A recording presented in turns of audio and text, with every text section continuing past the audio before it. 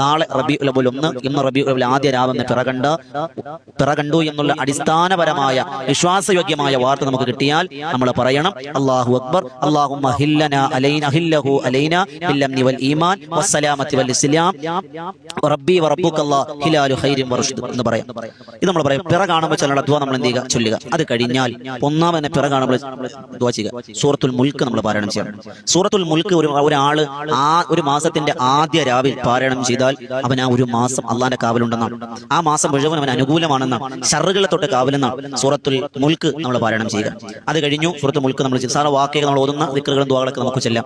പിന്നെ നമ്മൾ ചെയ്യാനുള്ളത്, പ്രിയമുള്ളവരെ, പിറ കണ്ടാൽ നമ്മുടെ പരിശുദ്ധമായ അള്ളാഹുവിന്റെ പ്രവാചകൻ നബിയുനാ മുഹമ്മദ് മുസ്തഫ സല്ലല്ലാഹു അലൈഹി വസല്ലം തങ്ങളുടെ പേരിൽ, ആ സന്തോഷത്തിന്റെ പേരിൽ, ആനന്ദത്തിന്റെ പേരിൽ ഒരു 100 ഏറ്റവും കുറഞ്ഞ കാര്യം പറയാം, ഏറ്റവും കുറഞ്ഞത് പറയാം, ഒരു 100 സ്വലാത്ത് അന്ന് ചൊല്ലിയിരിക്കണം. ആ നിമിഷം ഇന്ന് രാത്രി നമ്മൾ ചൊല്ലിയിരിക്കണം. അതോടൊപ്പം